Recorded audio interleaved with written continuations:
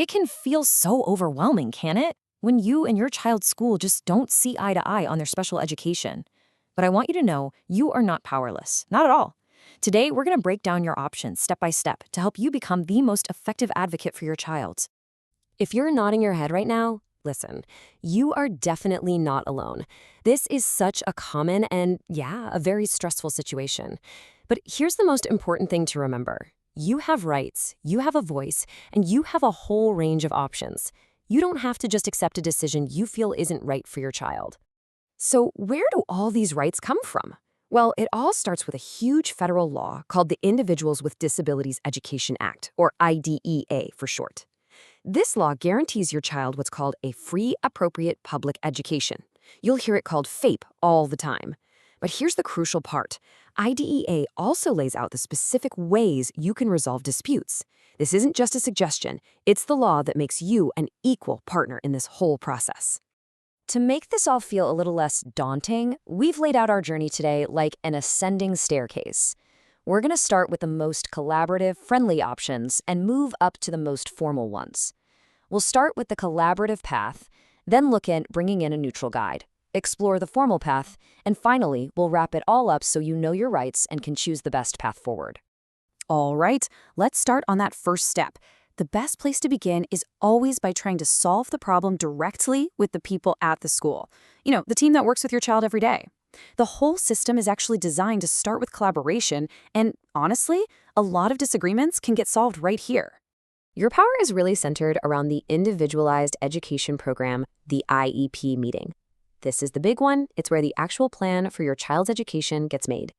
So your first steps are pretty straightforward. Prepare for that meeting, go in there and participate like the equal partner you are, and if you think you might need it, consider getting a little extra help to keep the conversation on track.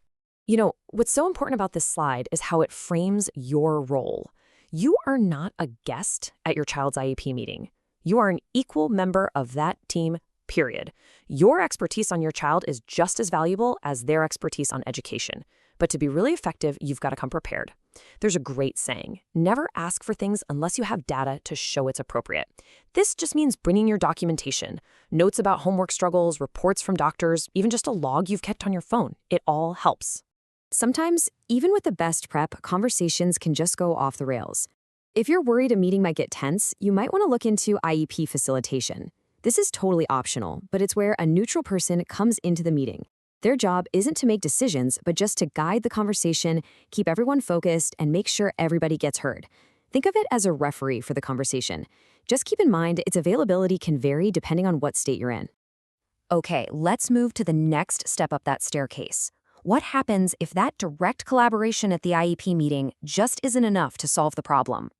Well, the law gives us another level of support. Something designed to help you and the school find common ground without having to go into a full-on formal battle. This next option is called mediation. Now, the key word here is voluntary. That means both you and the school have to agree to do it. You sit down with a qualified, impartial mediator, and their whole job is to help you two communicate and work towards a solution. And the goal here isn't just to talk, it's to walk away with a signed, legally binding agreement that actually resolves the dispute. Now, it's really easy to get IEP facilitation and mediation mixed up, so let's make it super clear. Facilitation happens during an IEP meeting to help the team build the IEP together. Mediation happens when there's already a disagreement, and the goal is to fix that specific problem with a formal agreement.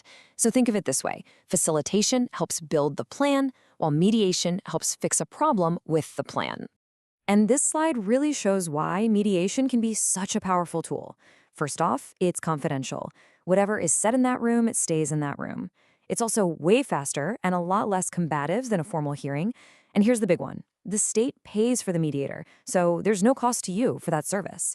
And maybe most importantly, you and the school, you guys stay in control. You get to make the final decision together.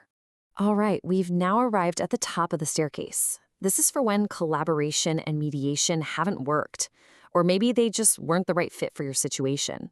IDEA gives you formal legal pathways to protect your child's right to that free, appropriate public education. Okay, your first formal option is filing what's called a written state complaint.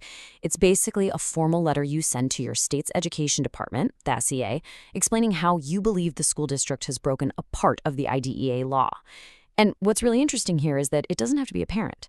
Anyone, any person or organization can file a state complaint if they think the law is being violated. So how does this work?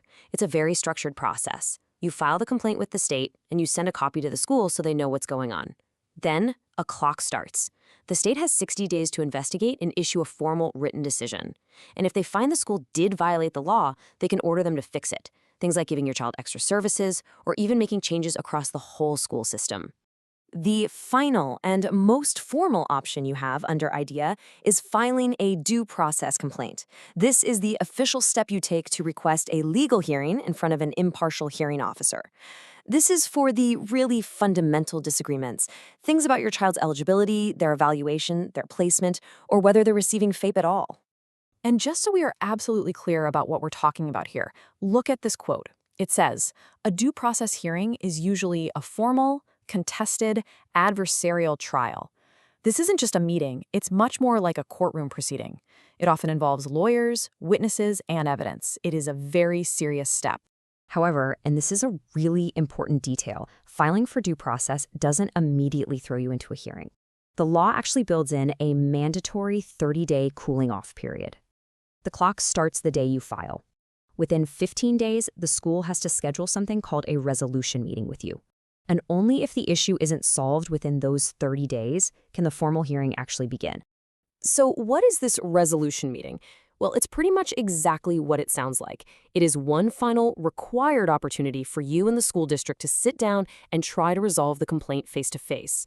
The school has to bring someone who actually has the power to make decisions. It's the system's last-ditch effort to find a solution before everything moves to a full adversarial hearing. Whew, we have covered every single step on that staircase, from a collaborative meeting all the way to a formal hearing. So now, let's put it all together. This side-by-side comparison is really going to help you see the whole landscape of your options much more clearly. Let's just weigh your choices here. Look at facilitation and mediation. The decision-making power stays with you and the school team, right? And these processes can actually make your relationship better. Plus, there's no cost to you for the facilitator or the mediator.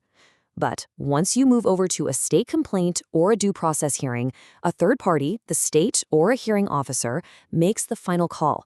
And due process can get expensive since you're paying for your own attorney.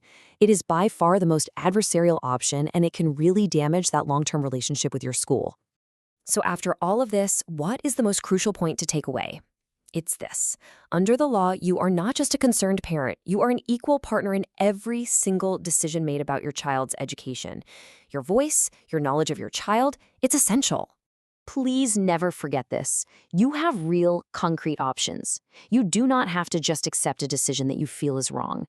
From a well-prepared IEP meeting all the way to a formal hearing, these processes exist for a reason, to make sure your child gets the education they deserve. No one on this planet knows your child better than you do, and that makes you their most powerful and important advocate.